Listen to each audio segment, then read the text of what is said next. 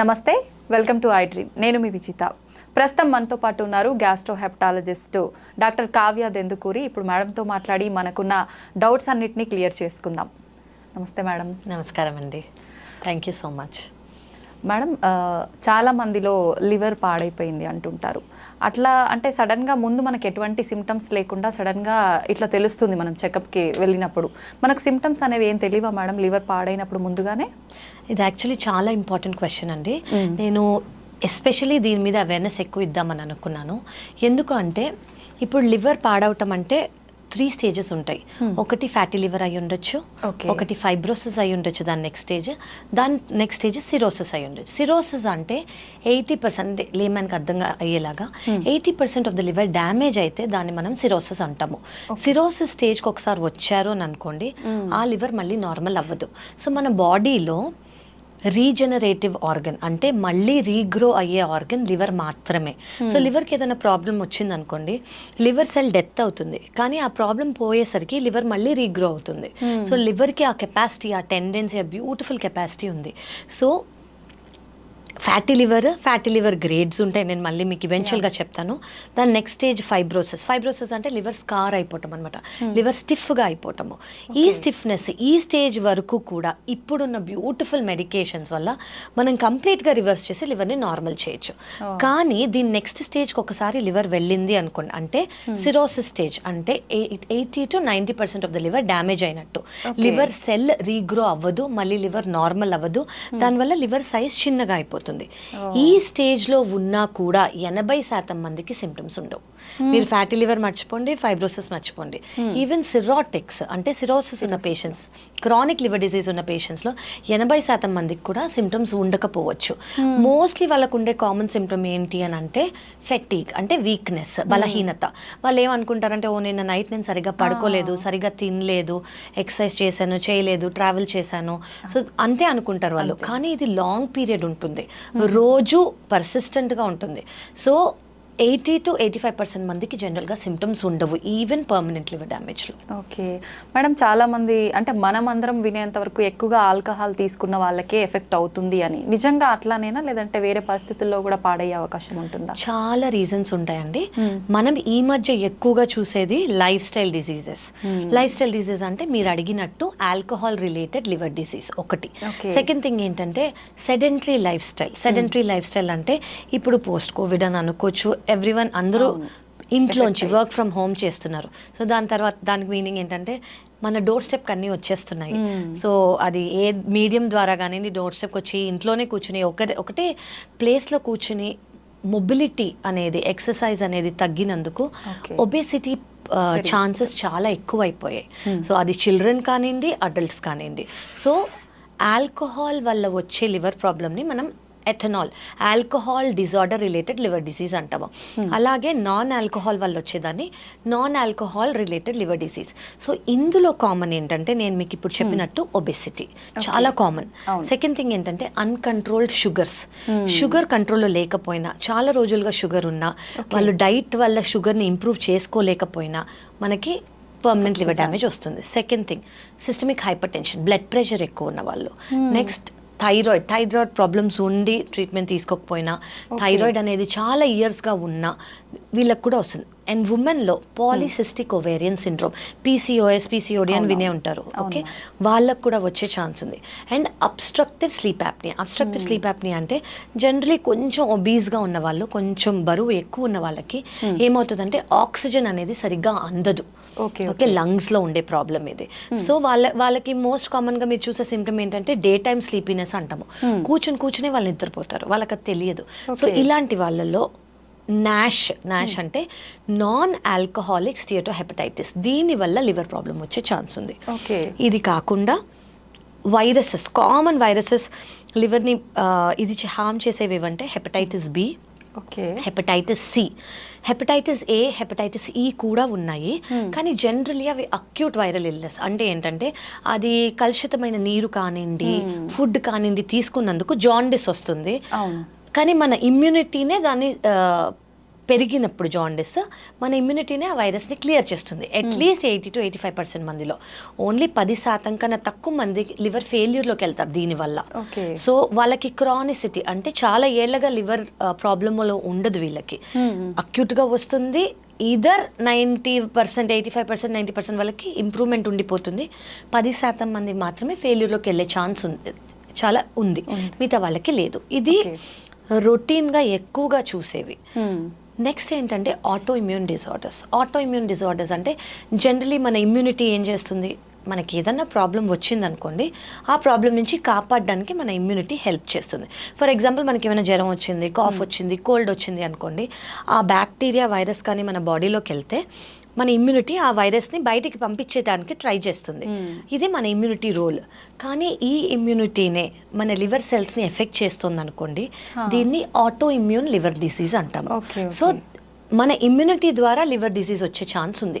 వీటిల్లో వెరైటీస్ ఉన్నాయి. Auto immune hepatitis అనుకోవచ్చు, పిబిసి అంటే ప్రైమరీ బిలియరీ సిరోసిస్, లేదా పిఎస్సి ప్రైమరీ స్క్లెరోజింగ్ కొలాంజైటిస్, ఇలా చాలా వెరైటీస్ ఉన్నాయి. సో దీని వల్ల కూడా లివర్ ప్రాబ్లం వచ్చే ఛాన్స్ ఉంది.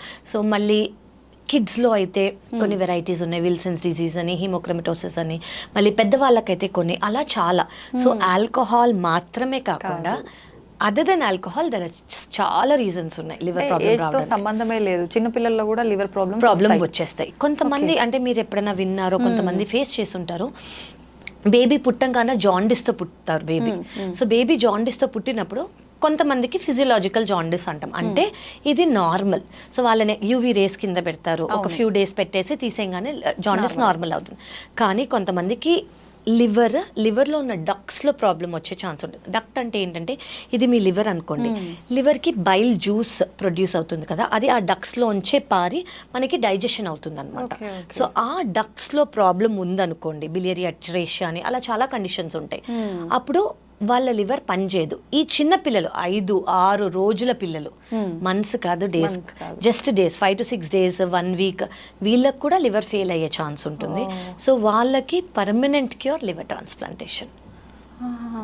ట్రీట్మెంట్ ద్వారా ఛాన్స్ లేదు అంటే ఒకవేళ ఫెయిల్ అయిపోయిన లివర్, జనరలీ బిలియరీ అట్రేషియాకి ఒక సర్జరీ చేస్తారు, దాన్ని 40 రోజుల కన్నా ముందే చేసుకోవాలి. కానీ 40 రోజుల కన్నా ముందు అది గుర్తించలేదు అనుకోండి, ఈ సర్జరీ చేసి ఫెయిల్ అవుతుంది అనమాట. ఫెయిల్ అయినందుకు వాళ్ళకి లివర్ ట్రాన్స్ప్లాంట్ మాత్రమే పర్మనెంట్ క్యూర్. అలా పిల్లలకి కూడా చాలా ఉన్నాయి. మేడం, ట్రాన్స్ప్లాంటేషన్ అనగానే చాలా వరకు అంటే కొంచెం టెన్షన్ గానే తీసుకుంటాము. ఎలా ఉంటుంది మేడం ఆ ప్రాసెస్, అదంతా ఎలా ఉంటుంది? సో లివర్ ట్రాన్స్ప్లాంటేషన్ అనేదండి ముందు అంటే ఒక 10 ఏళ్ల క్రితం, 15 ఏళ్ల క్రితం ఇండియాలో లివర్ ట్రాన్స్ప్లాంటేషన్ లేదు. ఓన్లీ మనం సింగపూర్కో బయట వేరే కంట్రీస్కి వెళ్ళి లివర్ ట్రాన్స్ప్లాంటేషన్ చేయించుకుని వచ్చేవారు. కానీ ఇప్పుడు మనకున్న అడ్వాన్స్మెంట్స్ మనకున్న వెరీ గుడ్ హాస్పిటల్స్ వల్ల, డాక్టర్స్ వల్ల ఇండియాకి లివర్ ట్రాన్స్ప్లాంటేషన్ వచ్చింది. లివర్ ట్రాన్స్ప్లాంటేషన్ అంటే అసలు ఏంటి? సో 2 టైప్స్ ఉన్నాయి. ఒకటి ఏంటంటే ఫస్ట్ పర్మనెంట్గా లివర్ డ్యామేజ్ అయింది. ఇప్పుడు ఎవరైతే పేషెంట్ ఉన్నారో వాళ్ళకి లివర్ పర్మనెంట్గా డ్యామేజ్ అయిందా అది మనం చూడాలి.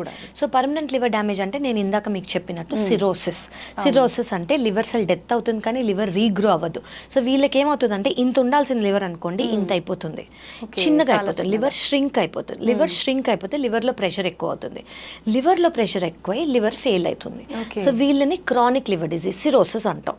సో ఇందులో 10% మందికి లివర్లో క్యాన్సర్ వచ్చే ఛాన్స్ కూడా ఉంటుంది. సో వీళ్ళకి ట్రాన్స్ప్లాంటేషన్ చేయటం చాలా అవసరం. ఇప్పుడు ప్రతి సిరోటిక్కి ట్రాన్స్ప్లాంట్ అవసరం లేదు. ఇప్పుడు ఇందులో compensated liver disease, decompensated liver disease అని ఉంది. కాంపన్సేటెడ్ లివర్ డిజీజ్ అంటే పర్మనెంట్ లివర్ డ్యామేజ్ ఉన్నా కూడా లివర్ ఫెయిల్యూర్ సిమ్టమ్స్ లేవు. అంటే మీకు అర్థమయ్యేలా చెప్పాలంటే 100% లివర్లో 80% పాడైపోయింది అనుకోండి, మిగతా 20% ఏదైతే ఉందో అది ఆ 80% లివర్ ఎంత పని చేస్తుందో అంత పని చేయడానికి ట్రై చేస్తుంది.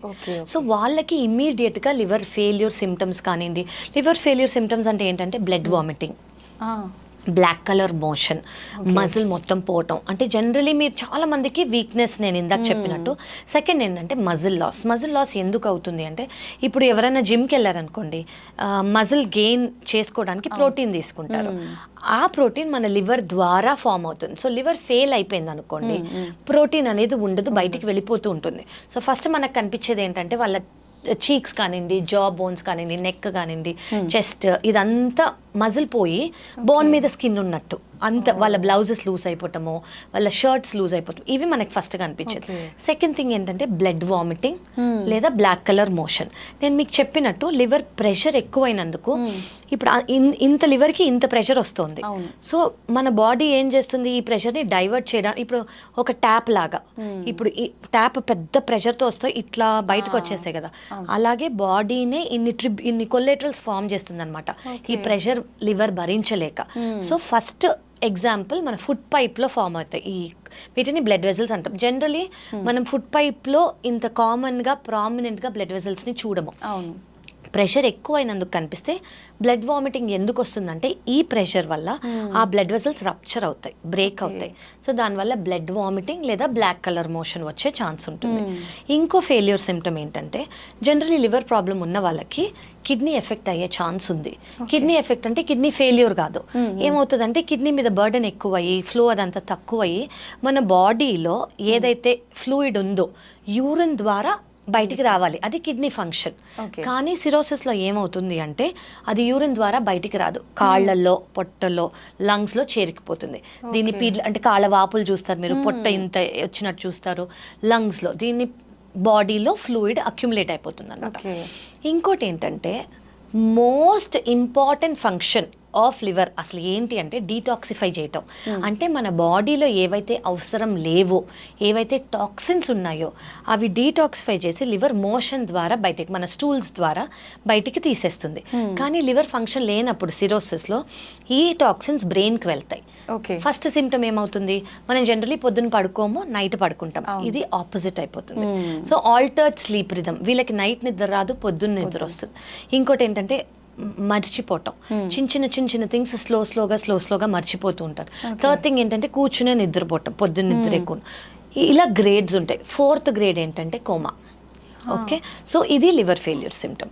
చాలా ఇంపార్టెంట్ థింగ్ మనకు తెలుసు, ఇప్పుడు లివర్ సెల్ డెత్ అవుతుంది అని చెప్పాను కదా, సో ఎనీవేస్ జాండిస్ అనేది ఉంటుంది వీళ్ళలో. సో ఇవి కాకుండా చాలా ఇంపార్టెంట్ లివర్ డిజీజ్ ఉన్నప్పుడు, సిరోసిస్ ఉన్నప్పుడు మనం ఎందుకు తెలుసుకోవాలి అంటే క్యాన్సర్ వచ్చే ఛాన్స్ ఉంటుంది వీళ్ళలో.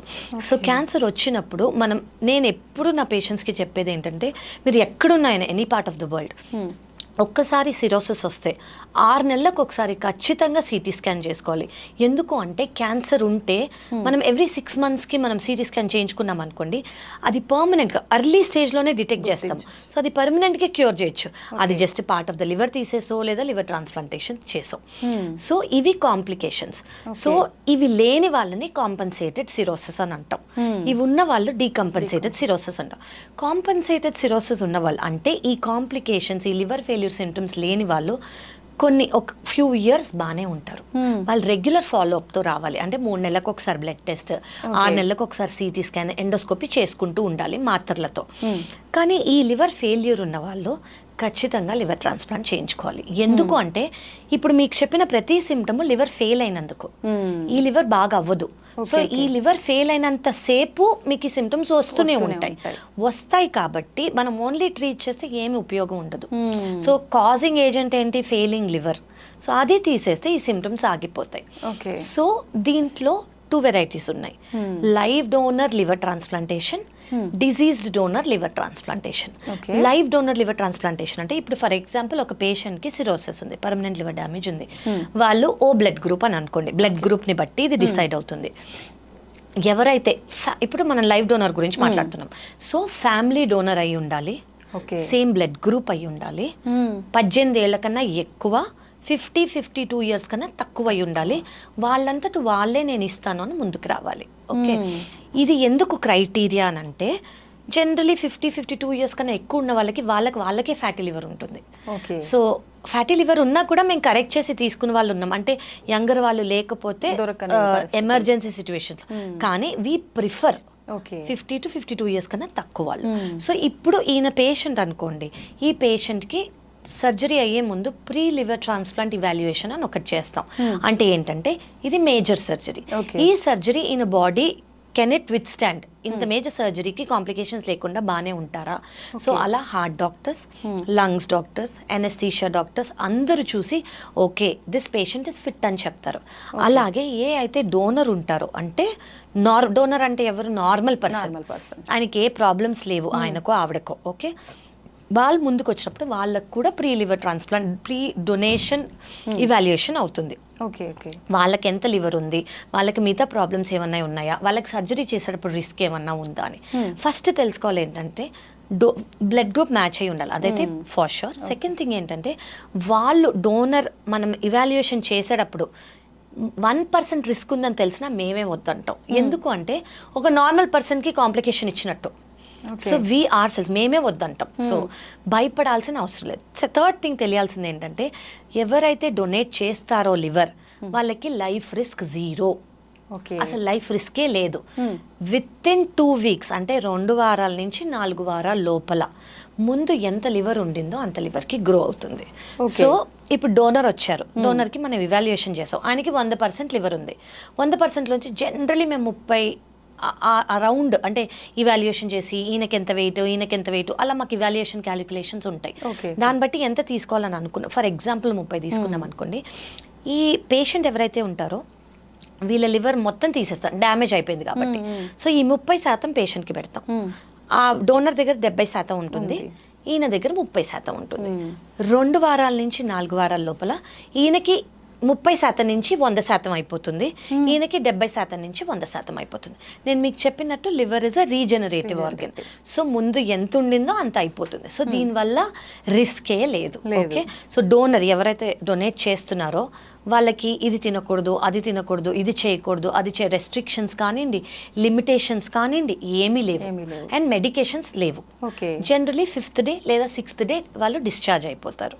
ఓకే, నాకు తెలుసు నా particular patient donors marathon runners, day to day life carry on, అంత ప్రీ వెడ్డింగ్ కూడా ఇచ్చిన వాళ్ళు ఉన్నారు. So with in 2 months marriage చేసుకున్న వాళ్ళు ఉన్నారు. సో డోనర్కి అంటే నేను ఇది ఎందుకు చెప్తున్నాను అంటే ఏ విధమైన కాంప్లికేషన్ అనేది డోనర్కి ఉండదు. పేషెంట్ ఎవరైతే ఉన్నారో ఫస్ట్ 1 month చాలా మెడికేషన్స్ తీసుకోవాల్సి వస్తుంది. ఎందుకు అంటే ఇప్పుడు మన ఇమ్యూనిటీ ఏంటంటే ఏదైనా కొత్త ఆర్గన్, బ్యాక్టీరియా వచ్చి మలేరియా అనే చిన్నది వచ్చింది అనుకోండి బయటికి పంపించేస్తుంది కదా. అలా కొత్త ఆర్గన్ వచ్చింది, లివర్ అనేది ఆ బాడీకి సంబంధించింది ఒక ఆర్గన్ మనం పెడుతున్నాం. సో ఆ ఆర్గన్ ఇది నా లివర్ కాదు అని బాడీ బయటకు పంపించకుండా ఇమ్యూనిటీని సప్రెస్ చేస్తాం కొంచెం. సో ఆ ఇమ్యూనిటీని సప్రెస్ చేసినప్పుడు ఇన్ఫెక్షన్స్ వచ్చే ఛాన్స్ ఉంటాయి. ఆ ఇన్ఫెక్షన్స్ రాకుండా మొదటి నెల 2వ నెల కొంచెం ఎక్కువ మెడికేషన్స్ ఉంటాయి, తర్వాత లైఫ్ లాంగ్ ఒక టాబ్లెట్ అంతే. So that is about live donor. Second option ఏంటంటే deceased donor liver transplantation. Deceased donor అంటే ఫ్యామిలీ డోనర్ లేరు అని అనుకోండి, అంటే సేమ్ బ్లడ్ గ్రూప్ లేరు, లేదా వాళ్ళకి ఇవాల్యుయేషన్ చేస్తే మ్యాచ్ అవ్వలేదు అని అనుకోండి, లేదా ఏజ్ క్రైటీరియా మనకి మ్యాచ్ అవ్వట్లేదు అనుకోండి, డిజీజ్ డోనర్ తీసుకుంటాం. డిజీజ్ డోనర్ అంటే ఏంటంటే ఇప్పుడు ఎవరిదైనా డెత్ అయిందనుకోండి వాళ్ళ ఫ్యామిలీ దానంగా ఇచ్చే ఆర్గన్. ఓకే, బ్రెయిన్ డెడ్ అని వాళ్ళని. సో ఇప్పుడు ఫర్ ఎగ్జాంపుల్ పేషెంట్ ఓ గ్రూప్లో ఉన్నారనుకోండి, మనం మీకు చెప్పినట్టు పేషెంట్కి ప్రీ లివర్ ట్రాన్స్ప్లాంట్ ఇవాల్యుయేషన్ చేస్తాం. ప్రీ లివర్ ట్రాన్స్ప్లాంట్ ఇవాల్యుయేషన్ చేసినప్పుడు ఓ గ్రూప్లో ఈయన లిస్ట్లో పెడతాం. లిస్ట్లో పెట్టినప్పుడు ఏమవుతుంది, ఓ గ్రూప్ ఆర్గన్ అంటే ఎవరన్నా ఫ్యామిలీ దానంగా ఇస్తుంది అనుకోండి ఒక ఓ గ్రూప్ని, ఆ లివర్ తెచ్చి ఈయన పెడతాం. ఫస్ట్ ఇది పెట్టే లోపల మేము ఫస్ట్ ఆర్గన్ చెక్ చేస్తాం బాగానే ఉందా లేదా, ఆన్ టేబుల్ బయోప్సీ చేసి ఓకే ఇది మంచి లివర్, దేనివల్ల ఆయన చనిపోయారు, ఇది అవన్నీ మేము చూసుకుంటాం. మంచి లివర్ అని తెలిస్తే వీ విల్ ట్రాన్స్ప్లాంట్. ఇది disease donor liver transplantation. So that is about liver transplant. అంటే మీరు అన్నారు మొత్తం లైఫ్ లాంగ్ ఒకటే టాబ్లెట్ వాడాలి అని చెప్పి, ఇంకా అసలు కాంప్లికేషన్స్ వచ్చే అవకాశం లేదు. సో జనరలీ నేను చూసేది ఎక్కువ ఏంటంటే ఆల్కహాల్ రిలేటెడ్ లివర్ డిజీజ్ ఉన్న వాళ్ళు మళ్ళీ వాళ్ళు చాలా నార్మల్ గా ఫీల్ అయిపోతారు కాబట్టి మళ్ళీ they will go back to alcohol. That we don't suggest. So of course మళ్ళీ go back to alcohol అంటే మళ్ళీ ఆ process repeat, permanent liver damage, same thing మళ్ళీ. అలా మేము రీట్రాన్స్ప్లాంట్ చేసిన వాళ్ళు కూడా ఉన్నారు. ఒక లివర్ ట్రాన్స్ప్లాంట్ చేసి మళ్ళీ సెకండ్ లివర్ ట్రాన్స్ప్లాంట్ రీట్రాన్స్ప్లాంట్ చేసిన వాళ్ళు కూడా ఉన్నారు. యా, అది ఎట్లాంటి సందర్భాల్లో మేడం? కొంతమందికి ఏమవుతుందంటే ఇట్లా ఆల్కహాలిక్ లివర్ డిసీజ్ మళ్ళీ ఆల్కహాల్కి వెళ్ళిన వాళ్ళు ఉంటారు. చాలా మటుకు వీళ్ళకి అంటే ఫ్యామిలీ సపోర్ట్ అనేది ఉందనుకోండి, ఫస్ట్ మేము ఎస్పెషల్లీ చూసే క్రైటీరియా ఏంటంటే, ఒకవేళ ఆల్కహాల్ వల్ల లివర్ ప్రాబ్లం వచ్చిన వాళ్ళు ట్రాన్స్ప్లాంట్ చేసుకుంటున్నారంటే, 1 psychiatric counselling, you should never go back to alcohol. 2 family support ఉంది అంటే. ఈ 2 ఉంటే జనరలీ దే స్టిక్ టు అంటే తీసుకోకుండా, కానీ కొంతమంది వెళ్ళిన వాళ్ళు ఉన్నారు, సో వాళ్ళకి మళ్ళీ రీట్రాన్స్ప్లాంట్ చేయాల్సి వస్తుంది. ఓకే, అప్పుడు ఏమైనా రిస్క్ ఉంటుందా? రిస్క్ ఎక్కువ ఉంటుంది. ఎటువంటి? అంటే ఒక ఆపరేషన్ చేసింది మళ్ళీ ఆపరేషన్ కాబట్టి, బట్ అఫ్ కోర్స్ మనం ఇవాల్యుయేషన్ చేస్తాం, వాళ్ళకి ఎంత రిస్క్ ఉందో చూస్తాం, అదంతా సేమ్ ప్రాసెస్సే. కానీ మనకి రిస్క్ ఉందని చెప్తే ఎక్స్ప్లెయిన్ చేసి చేయాలి. ఒక సర్జరీ ఏరియాలో మళ్ళీ చేయటం కదా, అందుకు. సో మేజర్ సర్జరీ ఇది. బట్ మేము చేసిన వాళ్ళందరూ by the grace of god they are fine. Okay, success rate బాగానే ఉంటుందా? Success rate is more than 95% అండి. ఓకే, సో సక్సెస్ ఇప్పుడు బేసిక్లీ లివర్ ట్రాన్స్ప్లాంటేషన్ కావాలి అని అనుకున్న వాళ్ళు ముందుకొచ్చి ట్రాన్స్ప్లాంట్ చేయించుకుంటున్నారంటే, చాలా ఇంపార్టెంట్ ఏంటంటే నేను చూసింది రైట్ టైమింగ్. కొంతమంది నాకేం సిమ్టమ్స్ లేవు, జస్ట్ కొంచెం కాలవపు, జస్ట్ ఇది అని అనుకున్న వాళ్ళు, డీలే చేసిన వాళ్ళు ఎమర్జెన్సీగా ట్రాన్స్ప్లాంట్కి ల్యాండ్ అవుతారు. ఎందుకంటే లివర్ డ్యామేజ్ అయిపోయింది ఆల్రెడీ. ఓకే, బట్ కొంతమంది కరెక్ట్గా డెసిషన్ తీసుకున్న వాళ్ళు they are completely fine. Post transplant they will be totally fine. Okay madam, చాలా మంది ఆల్కహాల్ తాగితే లివర్ పాడవుతుందని ఐడియా ఉన్నప్పటికీ, అంటే ఎంత మోతాదులో తాగితే పాడవదు అనేది ఒక పెట్టుకుంటారు, ఇంత తాగితే పర్వాలేదంట అని చెప్పి, అది నిజమే అంటారా? యాజ్ అ లివర్ డాక్టర్ నేను అది చెప్పకూడదు, కానీ గైడ్ లైన్స్ ఉన్నాయి. కానీ నేను ఇది ఎందుకు సజెస్ట్ చేయను అంటే, ఈ గైడ్ లైన్స్ ఏవైతే ఉన్నాయో అవి వెస్టర్న్ కంట్రీస్లో చేసినవి. అంటే మన Indian body composition, Indian body proportion బట్టి ఇంకా చేయలేదు. Western American and European studies ఏం చెప్తాయి అంటే, జనరలీ ఒక ఎక్స్ అమౌంట్ మ్యాన్ తీసుకున్నారనుకోండి, అంతే ఉమెన్ తీసుకుంటే ఉమెన్కి వచ్చే ఛాన్స్ ఉంది లివర్ ప్రాబ్లం మ్యాన్ కన్నా. So 7 grams per day man తీసుకోవచ్చు, 3 to 4 grams per day women తీసుకోవచ్చు అని. కానీ I will not suggest this because మన ఇండియన్ స్టడీస్ ఇంకా అవ్వలేదు. ఓకే ఓకే మేడం, చాలా ఇప్పుడు ఈ మధ్య కాలంలో సోషల్ మీడియాలో చూస్తున్నాం, లివర్ ప్రాబ్లమ్స్ ఏమున్నా ఈ ఒక అంటే జ్యూస్ తాగితే ఇది తీసుకుంటే క్లీన్ అయిపోతుంది, అది ఇది అని చెప్పి డీటాక్స్, ఇదంతా వాస్తవమే అంటారు? కాదండి, అసలు ఏది వాస్తవం లేదు. నేను బెస్ట్ డీటాక్స్ ఏంటి అని మీరు నన్ను అడిగారు అనుకోండి, మన బాడీని అసలు అండర్ ఎస్టిమేటే చెయ్యొద్దు. ఏ డీటాక్స్ కావాలో అదంతా మన బాడీలో ఉంది. కరెక్ట్ దాన్ని అబ్యూస్ చేయకుండా డస్ట్బిన్ లాగా ప్రతిదీ తినేసి ప్రతిదీ తాగేసి మన బాడీ చెప్తూ ఉంటుంది ఇది నీకు పడట్లేదు అని. ఆ సటిల్ సైన్స్ మనం తీసుకున్నాం అనుకోండి, అసలు డీటాక్స్ వరకు మనం వెళ్ళక్కర్లేదు. ఓకే, ఆ సైన్స్ తీసుకొని ఇవి మీకు పడుతున్నాయని తినేటప్పుడే మీకు అర్థమైపోతాయి, ఇవి మీకు పడట్లేదు అని తినేటప్పుడే అర్థమైపోతాయి. అవి అవాయిడ్ చేసుకుంటే చాలు. చాలా మంది ఏం చేస్తారు, ఒక్కసారే కదా అబ్బా నాకేం కాలేదు అని కంటిన్యూ చేస్తారు. Over a period of time ఒక డీటాక్సింగ్ తో మొత్తం తీసేద్దామని అనుకుంటారు. కానీ అట్లా మిరకిల్ జ్యూసెస్ ఏవి లేవు మార్కెట్లో ఉన్నవి, నథింగ్ వర్క్స్. ఓకే, ఆ జస్ట్ ఏదో తాగడానికి. ఒకవేళ ఏమన్నా ఉంది అంటే ఆల్కలైన్ గా ఉండడానికి బాడీ తీసుకోవచ్చు. ఏంటి అంటే ఇప్పుడు జనరలీ డైట్లని బట్టి మన బాడీ యాసిడ్ కంటెంట్ పెరిగిపోతూ ఉంటుంది అనమాట. సో ఈ బాడీ యాసిడ్ కంటెంట్ తగ్గించడానికి కావాలంటే డీటాక్స్ డ్రింక్స్, కుకుంబర్, వాటర్లో లెమన్ వేసుకొని అవన్నీ తీసుకోవచ్చు. బట్ దానివల్ల ఏ క్యూర్ లేదు, దానివల్ల నేనైతే ప్రమోట్ చేయను, దానివల్ల ఇప్పటి వరకు స్టడీస్ కూడా లేవు. మేడం, జనరల్గా చాలా మంది హెల్త్ చెకప్స్ రెగ్యులర్గా చేయించుకుంటూ ఉంటారు. అలా చేసుకున్న హెల్త్ చెకప్లో మనకు లివర్ ఏమైనా డ్యామేజ్ ఉందనే విషయం తెలుసుకోవచ్చు అంటారా, లేదంటే ఏదైనా సపరేట్ చెకప్ ఉంటుందా దీనికి? మోస్ట్ ఇంపార్టెంట్ క్వశ్చన్ అండి. చాలు జనరలీ మాస్టర్ హెల్త్ చెకప్ చేసుకుంటే మనకి కామన్గా అయ్యేది ఒకటి ultrasound abdomen and liver function test. ఈ 2 రెగ్యులర్గా 6 monthsకి ఒకసారి లేదా 1 yearకి ఒకసారి చేయించుకుంటే సరిపోతుంది. ఇప్పుడు ఫ్యాటీ లివర్ ఉందనుకోండి, మనకి లివర్ ఫంక్షన్ టెస్ట్లో తెలిసిపోతుంది, అల్ట్రాసౌండ్ అబ్డమిన్లో కూడా తెలిసిపోతుంది. సో ఈ రెండిట్లో ఇప్పుడు నేను మోస్ట్ ఇంపార్టెంట్గా మీకు చెప్పాలి ఏమనుకున్నాను, ముందు ఫ్యాటీ లివర్లో మనం 15 కేసులో లేదా 30 కేసులకు ఒకటి నేను ఫ్యాటీ లివర్ చూసేదాన్ని. ఇప్పుడు ఫ్యాటీ లివర్ నాకు అట్లీస్ట్ ఎవ్రీ 2nd కేస్ కనిపిస్తుంది. అది లైఫ్ స్టైల్ మార్క్, తినేది, ఎవ్రీథింగ్, అసలు సోషలైజ్ అంతా డిఫరెన్స్ అయిపోయింది. కాబట్టి ఫ్యాటీ లివర్ అనేది చాలా ఇంక్రీజ్ అయిపోయింది. సో మనకు అది అల్ట్రాసౌండ్ అబ్డమిన్లో, లివర్ ఫంక్షన్ టెస్ట్లో రెండిట్లో తెలుస్తుంది అనమాట. సో ఈ రెండిట్లో తెలిసినప్పుడు లివర్ ఫంక్షన్ టెస్ట్ అంటే అందులో ఎంజైమ్స్ అని ఉంటాయి, అవి కొంచెం పెరగటము, అల్ట్రాసౌండ్ అబ్డమిన్లో ఫ్యాటీ లివర్ అని రావటం. ఈ 2 వస్తే నా దగ్గరికి వచ్చినప్పుడు నేను దేని వల్ల ఫ్యాటీ లివర్ వచ్చింది అని చూస్తాను ఫస్ట్. సో దేని వల్ల వచ్చిందో అది ట్రీట్ చేస్తూ ఇప్పుడు దాంతో పాటు మెడికేషన్స్ 5 years బ్యాక్ వరకు ఫ్యాటీ లివర్కి అసలు ట్రీట్మెంటే లేదు. మేమేం చెప్పేవాళ్ళం అంటే ఈ డైట్ తీసుకోండి, ఫ్యాట్ కొంచెం తక్కువ చేయండి, కార్బోహైడ్రేట్స్ మోడరేట్గా తీసుకోండి, ప్రోటీన్ ఎక్కువ తీసుకోండి, వెయిట్ లాస్ చేసుకోండి, స్ట్రెంగ్త్ ట్రైనింగ్ చేసుకోండి, ఇంతే చెప్పేవాళ్ళం మేము.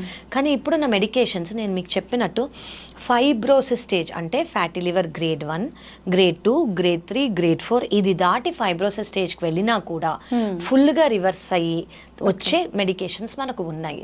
సో మీరు అడిగినట్టు అల్ట్రాసౌండ్, లివర్ ఫంక్షన్ టెస్ట్ మన మాస్టర్ హెల్త్ చెకప్లో ఉంటాయి. ఆ మాత్రం చేయించుకుంటే మనకి తెలిసిపోతుంది.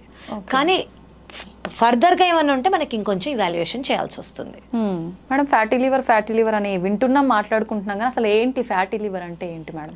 సో జనరలీ ఫ్యాటీ లివర్ అంటే ఏంటంటే ఇప్పుడు నేను మీకు చెప్పినట్టు లివర్ సెల్స్, ఇది లివర్ అనుకోండి, లివర్లో సెల్స్ ఉంటాయి, ప్రతి ఆర్గన్లో సెల్స్ ఉంటాయి, అలాగే లివర్లో సెల్స్ ఉంటాయి. 10% కన్నా తక్కువ ఫ్యాట్ లివర్లో ఉంటుంది, అది నార్మల్. ఓకే, కానీ 10% కన్నా కొవ్వు లివర్లో ఎక్కువ అయిందనుకోండి, దాన్ని ఫ్యాటీ లివర్ అని అంటాము.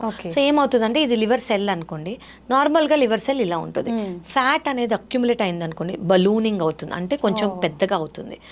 ఆ ఫ్యాట్ గురించి ఏమీ చేయలేదు, అది షుగర్ వల్ల వచ్చింది, బీపీ వల్ల వచ్చింది, ఒబెసిటీ వల్ల వచ్చింది, డైట్ దేని వల్ల రానింది, ఆ బలూనింగ్ ఇంకా పెద్దగా అవుతుంది. సో ఇన్ఫ్లమేషన్ అవుతుంది. ఇన్ఫ్లమేషన్ అంటే ఏంటంటే ఇప్పుడు మనకి ఇక్కడ ఒక దెబ్బ తగిలింది అనుకోండి, దాని చుట్టూ రెడ్గా అవుతుంది, దాన్ని ఇన్ఫ్లమేషన్ అంటాం. అలాగే లివర్స్కి కూడా అవుతుంది. మనం వదిలేస్తూ ఉంటే ఈ ఇన్ఫ్లమేషన్ ఇంకా స్ట్రాంగ్ అయ్యి అది చెక్కు కడితే మనకి ఎలా అవుతుంది, ఇక్కడ అలా చెక్కు కట్టినట్టు ఫైబ్రోసిస్ అని అనుకోవచ్చు.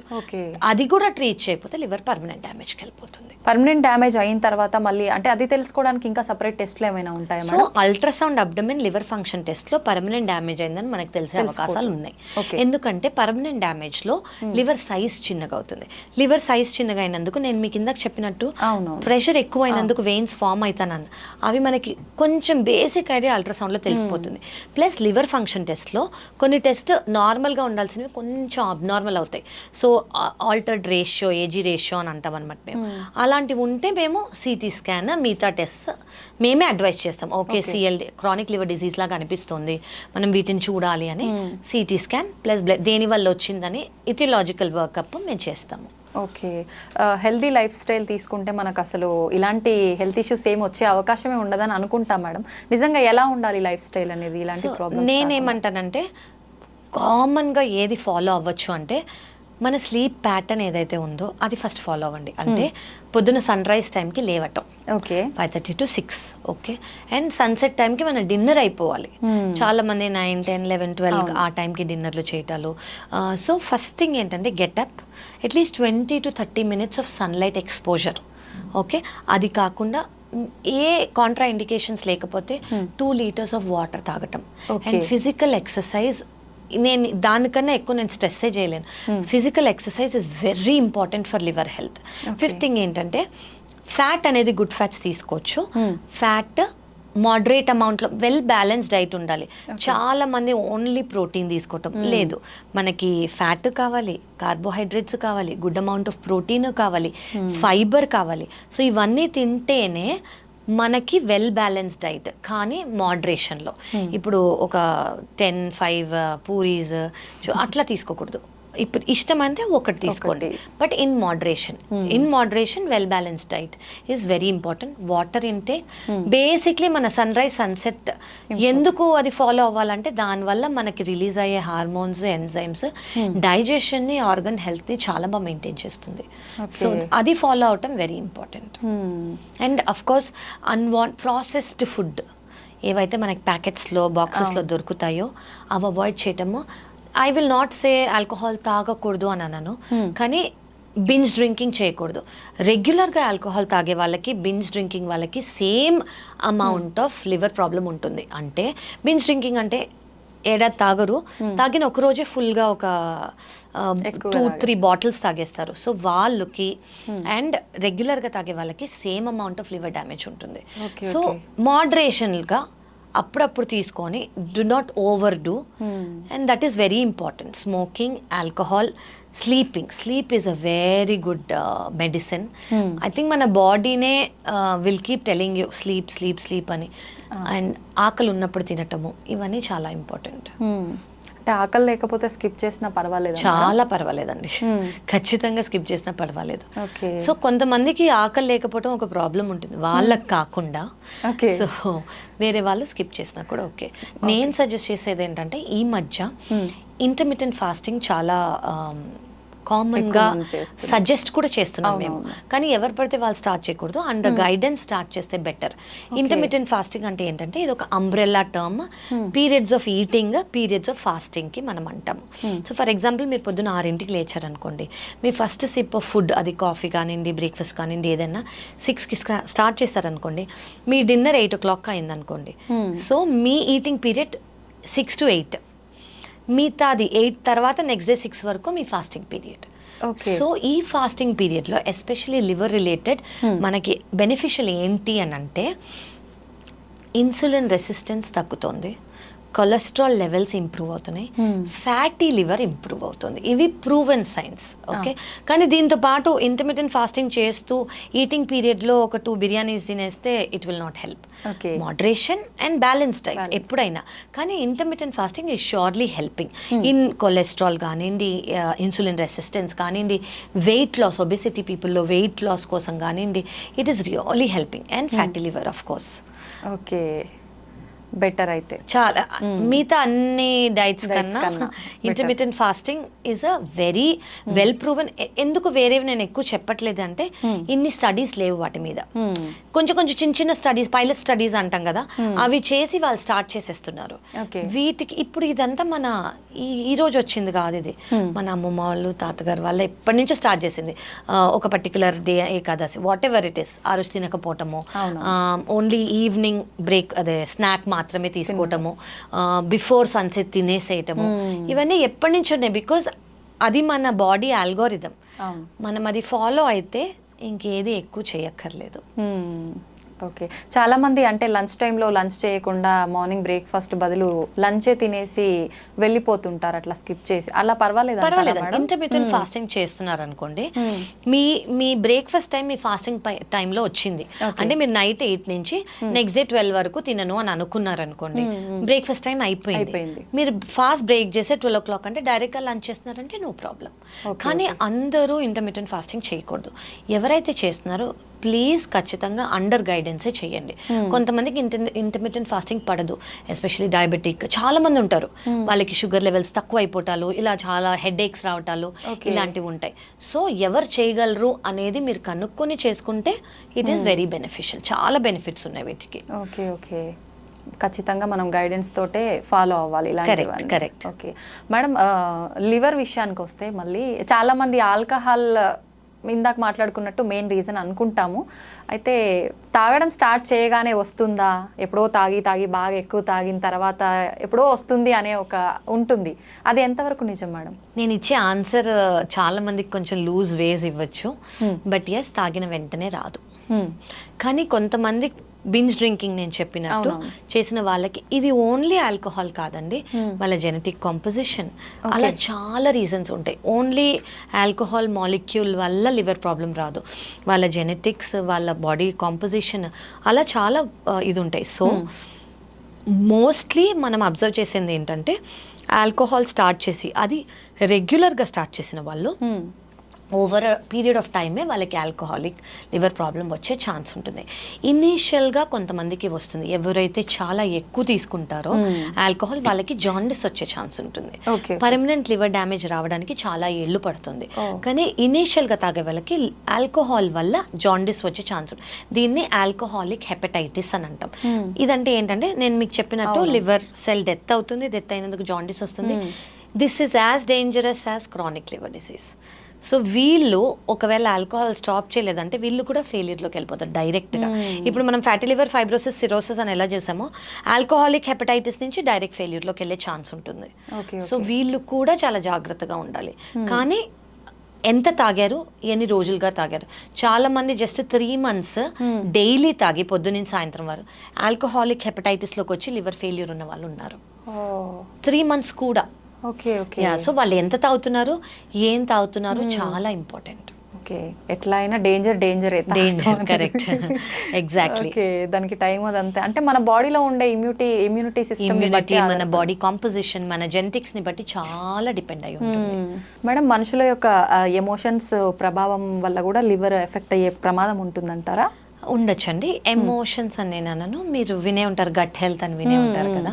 సో గట్ హెల్త్కి బ్రెయిన్ హెల్త్కి డైరెక్ట్ రిలేషన్ ఉంది.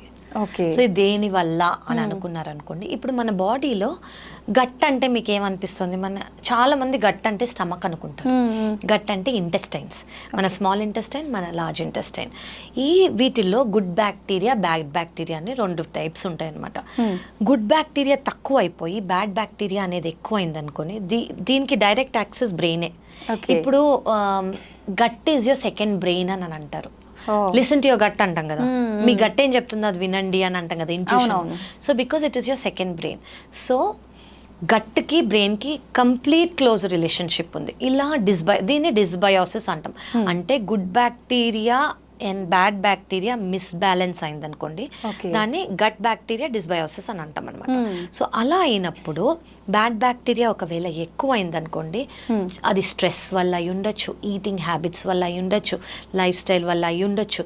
సో వీళ్ళకి ఏం చూస్తామంటే, మన ఇంటెస్టినల్ మొటిలిటీ అంటే తినేది, డైజెషన్ అయ్యేది, డైలీ స్టూల్ పాస్ అయ్యేది, కాన్స్టిపేషన్ అయినా ఉండొచ్చు వాళ్ళకి, లేదా లూజ్ స్టూల్స్ అయినా ఉండొచ్చు, లేదా గ్యాస్ సరిగ్గా ఎక్కువ పాస్ అయిపోవటము, తిన్న వెంటనే బ్లోటింగ్ రావటము, గ్యాస్ ఉన్నట్టు ఫీలింగ్ రావటము, లేదా small intestinal bacterial over growth అని అంటాము. అంటే ఏంటంటే ఏదైతే నార్మల్ స్మాల్ ఇంటెస్టైన్లో బ్యాక్టీరియా ఎంతైతే, జనరలీ 100 ట్రిలియన్ బ్యాక్టీరియా ఉంటాయి మన ఇంటెస్టైన్లో.